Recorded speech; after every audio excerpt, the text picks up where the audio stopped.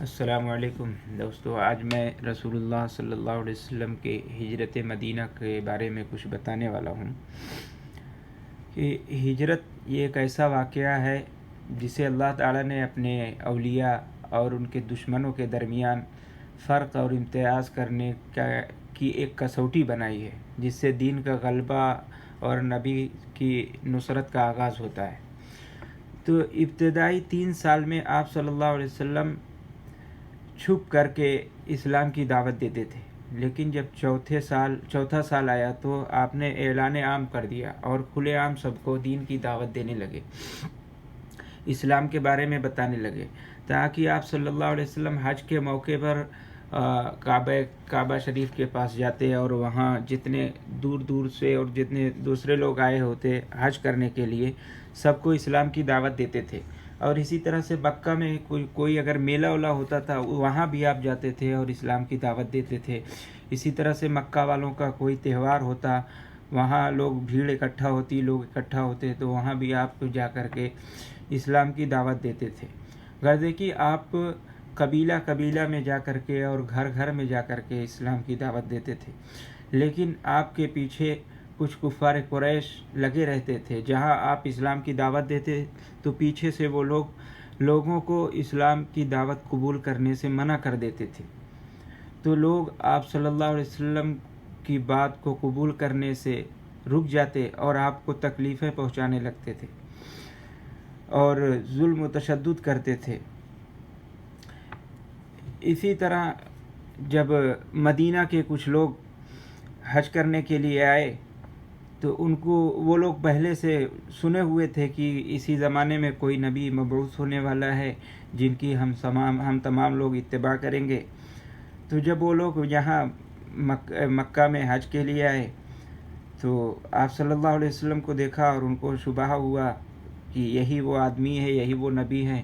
جن کی لوگ اتباع کریں گے۔ تو جب نبی صلی اللہ علیہ وسلم حج کے موقع پر مقام عقبہ پر گئے تو وہاں انصار کے 6 آدمی تھے جو بنی خزرج قبیلہ خزرج سے تھے، تعلق رکھتے تھے۔ تو ان کو آپ نے اسلام کی دعوت دی اور وہ سب مسلمان ہو گئے اور مسلمان ہو کر واپس چلے گئے۔ اور دوسری سال 12 آدمی آئے، مدینہ سے 12 آدمی حج کے لیے یہاں آئے، تو ان لوگوں کو آپ نے اسلام کی دعوت دی اور وہ لوگ 12 آدمی مسلمان ہوئے۔ اور پھر جب یہ لوگ واپس مدینہ گئے تو نبی کریم صلی اللہ علیہ وسلم نے ان کے ساتھ ابن ام کلثوم اور مصعب ابن عمیر کو بھیج دیا تھا، جو لوگوں کو قرآن سکھاتے تھے اور اسلام کی دعوت دیتے تھے۔ یہ دونوں اسعد بن زرارہ کے مہمان تھے۔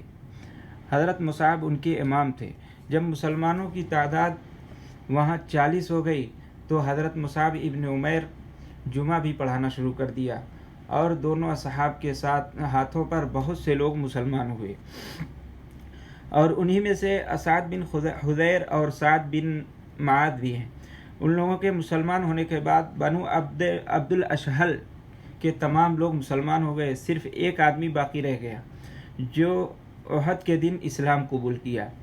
اور جہاد میں حصہ لے کر شہادت سے مشرف ہوئے۔ انہیں ایک وقت کی بھی نماز ادا کرنے کا موقع نہ مل سکا، اور انہی کے متعلق نبی کریم صلی اللہ علیہ وسلم نے فرمایا کہ تھوڑا عمل اور زیادہ اجر۔ اور اسلام تیزی سے پھیلنے لگا اور غالب ہونے لگا۔ اس کے بعد مصعب مکہ واپس آ گئے۔ اس سال حج کے موقع پر انصار مدینہ کی بڑی تعداد، خواہ وہ مسلمان ہو یا مشرک، مکہ آئے، اور ان کے سردار برا ابن معرور بھی شریک تھے، اور وہ عقبہ کے آخری شب میں آپ صلی اللہ علیہ وسلم کی خدمت میں حاضر ہوئے اور آپ کے ہاتھ پر بیعت کی۔ اب نبی کریم صلی اللہ علیہ وسلم نے مسلمانوں کو جب بیعت کر لی اور وہ لوگ چلے گئے تو مکہ میں نبی کریم صلی اللہ علیہ وسلم اور صحابہ کرام کو کفار قریش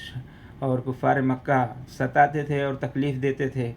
تو اس سے تنگ آ کر نبی کریم صلی اللہ علیہ وسلم نے مسلمانوں کو ہجرت کرنے کی اجازت دے دی۔ اب لوگ تیزی سے ہجرت کرنے لگے۔ سب سے پہلے وہاں کے لیے ابو سلمہ اور ان کی بیوی روانہ ہوئے، لیکن ان کی بیوی ام سلمہ کو روک دیا گیا اور 1 سال تک قید میں رکھا گیا، اور ان کے بچے کو بھی ان سے الگ کر دیا گیا،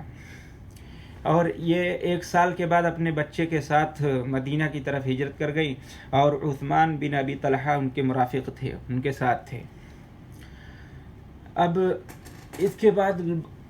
بہت زیادہ لوگ بہت جلدی ہجرت کرنے لگے مکہ سے، اور مسلمان مدینہ اپنے اہل و عیال کے ساتھ اور اپنے ساز و سامان کے ساتھ مدینہ جانے لگے۔ تو کفار مشرکین نے جب یہ دیکھا کہ تمام مسلمان مدینہ جا رہے ہیں، تو ان کو شبہ ہوا کہ سب مسلمان چلے جائیں گے، بعد میں رسول اللہ صلی اللہ علیہ وسلم بھی مدینہ چلے جائیں گے، تو وہاں جا کر سب اکٹھا ہو جائیں گے اور مسلمانوں کی تعداد زیادہ ہو جائے گی، تو ہو سکتا ہے کہ وہ ہمارے خلاف کھڑے ہو جائیں۔ تو اسی غرض سے تمام کفار مشرکین دار الندوہ میں جمع ہوئے، مشورہ کی غرض سے کچھ حل نکالا جائے ان کے لیے۔ تو جب وہ لوگ جمع ہوئے دار الندوہ میں، تو اس موقع پر ایک ابلیس یہ شیخ نجدی کے شکل میں ظاہر ہوا، اور چادر اوڑھ کر اس مجلس میں آ کر بیٹھ گیا۔ تو تمام لوگ اپنی اپنی رائے پیش کر رہے تھے کہ کیا کیا جائے نبی صلی اللہ علیہ وسلم کے ساتھ اور ان کے ساتھیوں کے ساتھ کیا جائے۔ تو جو کوئی بھی رائے دیتا تو یہ ابلیس سب کی رائے کو فیل کر دیتا، اور اس کی رائے پر رضامندی نہیں ظاہر کرتا تھا۔ لیکن جب ابو جہل نے اپنی رائے دی تو اس پر وہ راضی ہو گیا، اور وہ رائے یہ تھی کہ ابو جہل نے کہا کہ قریش کے جتنے قبیلے ہیں سب میں ہر قبیلے سے ایک ایک نوجوان کو لیا جائے، اور ہر نوجوان کو ایک تیز تلوار دی جائے، اور جب نبی صلی اللہ علیہ وسلم نکلیں تو تمام نوجوان جو منتخب کیے ہوئے ہیں وہ ایک بارگی ایک ساتھ آپ صلی اللہ علیہ وسلم پر حملہ کر دیں، نعوذ باللہ من ذالک، اور اس طرح سے آپ ختم بھی ہو جائیں گے، اور یہ خون جو ہے تمام قبیلوں پر بٹ جائے گا، اور بنی عبد مناف جس قبیلے سے، یہ نبی صلی اللہ علیہ وسلم کا قبیلہ ہے بنی عبد مناف، یہ قبیلہ والے ان تمام قبیلوں سے دشمنی نہیں کر سکتے، کیونکہ وہ اکیلے ہو جائیں گے اور یہاں بہت زیادہ لوگ ہوں گے۔ اس پر ابلیس نے اپنی رضامندی ظاہر کی، یہ بات طے ہو گئی۔ اس کے بعد تمام لوگ منتشر ہو گئے۔ تو حضرت جبرائیل علیہ السلام نے آ کر کے رسول اللہ صلی اللہ علیہ وسلم کو اس خبر کے بارے میں بتایا، اور آپ سے کہا کہ آپ اپنے بستر پر نہ لیٹیں۔ تو نبی کریم صلی اللہ علیہ وسلم دوپہر کے وقت اپنا چہرہ ڈھانک کر حضرت ابوبکر صدیق رضی اللہ تعالیٰ عنہ کے گھر تشریف لے گئے۔ تو حضرت ابوبکر صدیق رضی اللہ تعالیٰ عنہ نے آپ سے پوچھا کہ آپ اس وقت کیسے؟ تو آپ نے فرمایا کہ مجھے اللہ تعالیٰ نے ہجرت کا حکم دیا ہے۔ تو ابوبکر رضی اللہ تعالیٰ عنہ نے کہا کہ میں بھی آپ کے ساتھ رہوں گا۔ تو آپ نے کہا ہاں ٹھیک، آپ بھی ہمارے ساتھ رہیں گے۔ تو اس طرح سے آپ صلی اللہ علیہ وسلم اور حضرت ابوبکر صدیق رضی اللہ تعالیٰ عنہ ہجرت کے ارادے سے تیار ہونے لگے، اور حضرت علی رضی اللہ تعالیٰ عنہ کو آپ صلی اللہ علیہ وسلم نے اپنے بستر پر سلا دیا، اور کہا کہ کچھ امانتیں ہیں کفار کی، قریش کی، یہ صبح میں ان کے حوالے کر دینا۔ اور جو منتخب لوگ تھے کفار قریش کے، وہ آپ صلی اللہ علیہ وسلم کے دروازے کے پاس آ کر باہر کھڑے ہو گئے کہ آپ جب نکلیں گے تو ہم لوگ ایک بارگی حملہ کر دیں گے۔ اور ادھر رسول اللہ صلی اللہ علیہ وسلم نے تیار ہونے کے بعد ایک مٹھی مٹی لی، اور اس پر سورہ یاسین کی یہ آیت وَجَعَلْنَا مِن بَيْنِ أَيْدِيهِمْ سَدًّا وَمِنْ خَلْفِهِمْ سَدًّا فَأَغْشَيْنَاهُمْ فَهُمْ لَا يُبْصِرُونَ پڑھ کر کے دم کیا، اور وہ ایک مٹھی مٹی ان کے اوپر پھینک دی، اور اس مٹی کا یہ حال ہوا کہ یہ مٹی ان کے اوپر اس طرح سے گری کہ ان کے سامنے پورا اندھیرا چھا گیا، اور آپ صلی اللہ علیہ وسلم ان کے بیچ سے نکل گئے، اور وہ لوگ انتظار میں کھڑے رہے۔ کچھ دیر کے بعد ایک آدمی آیا، تو جب اس آدمی نے دیکھا کہ بھیڑ لگی ہوئی ہے آپ صلی اللہ علیہ وسلم کے دروازے کے سامنے، تو پوچھا تم لوگ یہاں کیا کر رہے ہو؟ تو تمام لوگوں نے جواب دیا کہ میں محمد صلی اللہ علیہ وسلم کا انتظار کر رہا ہوں۔ تو اس آدمی نے کہا کہ وہ تو تمہارے بیچ سے نکل گئے ہیں، اور تم ان کو دیکھ نہیں سکے، اور تمہارے سر پر مٹی بھی ڈال گئے۔ تو وہ لوگ کہنے لگے کہ ہم ناکام اور نامراد ہوئے کہ ہم یہاں اتنی دیر سے کھڑے ہیں اور ہمارے بیچ سے کیسے چلے گئے۔ اور انہوں نے جب اپنے ہاتھ پہ اپنے سر پر ہاتھ پھیرا تو مٹی ان کے سر پر پڑی ہوئی تھی۔ بہرحال وہ لوگ اپنے سر کی مٹی جھاڑتے ہوئے آپ صلی اللہ علیہ وسلم کے گھر میں جھانکنا شروع کیا تو دیکھا کہ کوئی سویا ہوا ہے، تو ان کو یقین ہو گیا کہ نہیں، نبی صلی اللہ علیہ وسلم سو رہے ہیں، جبکہ وہ حضرت علی رضی اللہ تعالیٰ عنہ سوئے ہوئے تھے۔ تو صبح ہوئی، جب حضرت علی رضی اللہ تعالیٰ عنہ اٹھے تو ان لوگوں نے دیکھا کہ یہ حضرت علی ہیں، تو ان سے پوچھا کہ رسول اللہ صلی اللہ علیہ وسلم کہاں ہیں؟ تو رسول اللہ علی رضی اللہ تعالیٰ نے کہا کہ ہمیں کیا معلوم، میں نہیں جانتا۔ اس کے بعد تمام کفار و مشرکین آپ صلی اللہ علیہ وسلم کی تلاش کرنے میں لگ گئے اور ڈھونڈنا شروع کیا، یہاں تک کہ کچھ ایسے لوگوں کو لیا جو راستے کے نشانات کو، قدم کا جو نشان ہوتا تھا راستے میں، اس کو پہچانتے تھے کہ یہ کس آدمی کے قدم کا نشان ہے، کون آدمی یہاں سے گزرا ہے اور کتنی دیر پہلے گزرا ہے، اتنی جانکاری ان کو تھی۔ ان لوگوں کو لے کر کے راستے میں تلاش کرتے ہوئے نکلے اور وہ قدم کے نشانات کو دیکھتے ہوئے وہ لوگ غار ثور تک پہنچ گئے، اور آپ صلی اللہ علیہ وسلم گھر سے نکلنے کے بعد سیدھے غار ثور گئے تھے۔ تو غار ثور میں آپ صلی اللہ علیہ وسلم تھے، یہ لوگ غار ثور تک پہنچے، لیکن جب آپ صلی اللہ علیہ وسلم غار ثور میں داخل ہو گئے تو اللہ تعالیٰ نے مکڑی کو حکم دیا، مکڑی نے آ کر کے اس غار کے منہ پر جالا بن دیا، اور کبوتر نے آ کر کے انڈے دے دیے تھے۔ تو جب وہاں یہ لوگ پہنچے تو دیکھا کہ اس کے منہ پر تو جالا پڑا ہوا ہے، تو ایسا ہو نہیں سکتا کہ اگر کوئی آدمی ابھی گیا ہو اس کے اندر اور اس کے اوپر جالا کیسے آ جائے گا، تو ان کو یقین نہیں ہوا کہ آپ صلی اللہ علیہ وسلم اسی غار میں ہیں۔ بہرحال وہ لوگ روزانہ تلاش کرتے رہے، 2-4 روز کے بعد ان کی جستجو، ان کی تلاش کم ہو گئی، اور 3 دن میں آپ صلی اللہ علیہ وسلم کے پاس عامر بن فہیرہ یہ بکریاں چرانے کے بہانے سے آپ کے پاس آیا کرتے تھے، اور آپ کو دودھ بھی پلاتے اور آپ کو مکہ کی خبروں کے بارے میں بتاتے تھے کہ مکہ میں کیا ہو رہا ہے، لوگ کیا کر رہے ہیں۔ 3 دن کے بعد آپ صلی اللہ علیہ وسلم اور حضرت ابوبکر صدیق رضی اللہ تعالیٰ عنہ وہاں سے نکلے۔ جب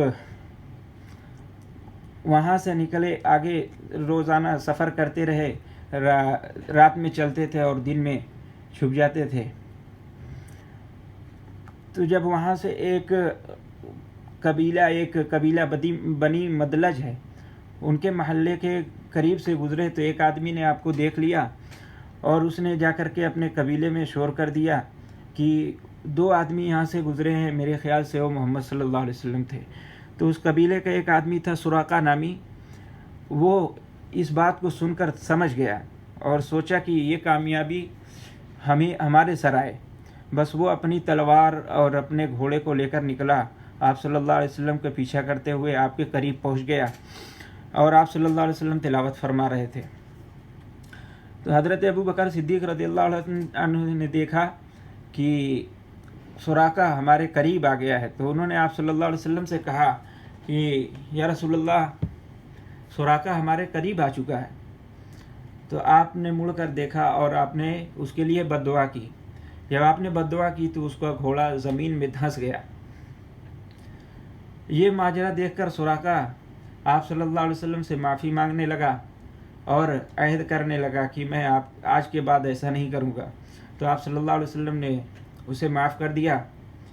اور سراقہ نے آپ سے ایک تحریر لی، جو تحریر سراقہ کے پاس فتح مکہ تک موجود رہی۔ اور جب سراقہ وہاں سے واپس لوٹا تو دیکھا کہ لوگ آپ کو تلاش کرنے میں لگے ہوئے ہیں۔ تو سراقہ نے لوگوں سے کہا کہ وہ لوگ ادھر نہیں ہیں، وہ لوگ یہاں سے جا چکے ہیں، آپ لوگ ان کو نہیں پا سکتے۔ یہاں ایک بات سمجھنے کی ہے کہ سراقہ جو صبح کے وقت میں آپ کا جانی دشمن تھا، لیکن شام کے وقت آپ پر جانثار ہو گیا۔ پھر آپ صلی اللہ علیہ وسلم چلتے رہے، یہاں تک کہ ام معبد خزاعیہ کے خیموں کے پاس سے گزرے۔ جب وہاں سے گزرے تو ان لوگوں سے آپ نے کھانا طلب کیا، لیکن وہاں ایک بوڑھی عورت تھی، انہوں نے کہا کہ کچھ کھانا نہیں ہے، اگر ہوتا تو ہم ضرور آپ کو کھلاتے۔ تو نبی کریم صلی اللہ علیہ وسلم نے دیکھا کہ خیمہ میں ایک بکری پڑی ہوئی تھی، تو آپ نے فرمایا کہ یہ بکری دودھ دیتی ہے؟ تو ام معبد نے کہا کہ یہ بے حد کمزور ہے، اتنی کمزور ہے کہ یہ چرنے نہیں جا سکتی، تو دودھ کہاں سے دے گی؟ تو آپ صلی اللہ علیہ وسلم نے دعا فرمائی اور اس کے تھن پر ہاتھ لگایا اور بسم اللہ پڑھ کر دھونا شروع کر دیا۔ تو یہاں اتنا دھوا کہ برتن بھر گیا، تو ام معبد اور اپنے صحابہ کرام کو پلایا اور پھر خود نوش فرمائے۔ اس کے بعد دوبارہ دھو کر وہیں چھوڑ کر اور روانہ ہو گئے۔ ادھر مکہ میں یہ آواز سنائی دیتی تھی، کوئی بلند آواز سے چند اشعار پڑھتا مگر وہ نظر نہ آتا تھا۔ جزا اللہ رب الناس خیر جزائہ رفیقین حل خیمتی ام معبدی۔ اللہ لوگوں کا مالک ان دونوں ساتھیوں کو بہترین جزا دے جو ام معبد کے خیمے میں اترے۔ یہاں حضرت اسما رضی اللہ تعالیٰ عنہ کا بیان ہے کہ ہمیں معلوم نہ تھا کہ رسول اللہ صلی اللہ علیہ وسلم کس تشریف لے گئے، لیکن جب مکہ کے نشیبی حصے میں سے کسی جن نے آ کر یہ شعر پڑھا تو لوگ اس کے پیچھے آواز سن کر چلتے، لیکن کسی کو دیکھ نہیں پاتے تھے، پھر وہ بالائی حصے سے نکل جاتا تھا۔ حضرت اسما کہتی ہیں کہ ان اشعار کو سن کر ہم نے سمجھ لیا کہ رسول اللہ صلی اللہ علیہ وسلم مدینہ تشریف لے گئے۔ بس یہ ختم ہو گیا۔ آگے مدینہ کے جب پہنچے تو انصار سے کیا ہوا، انصار نے کیا معاملہ کیا،